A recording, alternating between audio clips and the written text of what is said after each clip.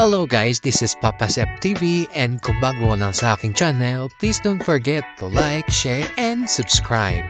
So, for today's video, ang pag-uusapan natin is kung paano nga ba magbayad kay GCash sa GLoan. So, pero bago ang lahat, intro muna tayo. Subscribe now and press the bell icon. Never miss an update.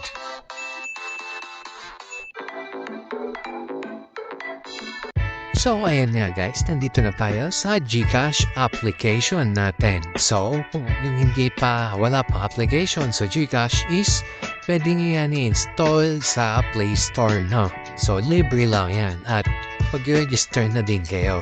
So, ayan nga, po-proceed na natin kung paano nga ba magbayad sa GSave You, ay sa GSave tuloy, sa GLoan, no?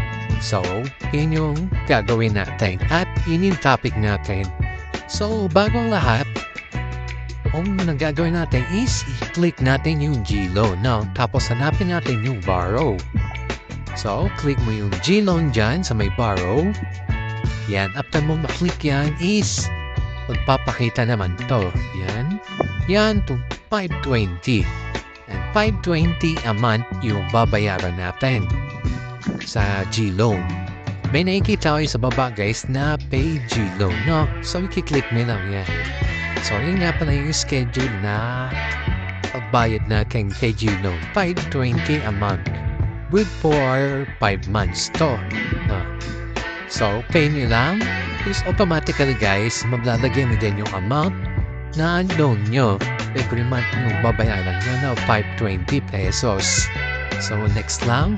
And then, titi lang kulay blue yung pay. Yan, click nyo lang yan. And then, load din muna. So, yan guys, bayad na tayo kay GLoan natin. So, para sigurado, i-check ulit natin, no? So, okay. X lang natin siya. At pupunta tayo sa home ulit ni GCash. So, nandito na tayo sa ni GCash. So, nabawasan siya, no? So, 135 na lang. So, ibig sabihin, pumasok na yung bayad natin kay GLoan. So, click ulit natin yung GLoan. Yan. 0-0 na siya, guys. Once na nakabayad ka na sa isang buwan, is mag-0-0 na yan. Kapag malapit na ang due date mo, doon palang lalabas yung amount na 520 pesos. Yan nga pala guys, may check siya kulay green.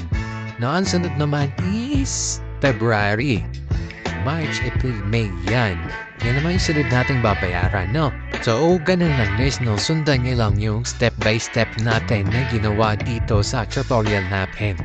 At yun nga guys, dito na tatapos ang ating tutorial. Kung gusto nyo itong video to, please like, share, and subscribe. Thank you and God bless.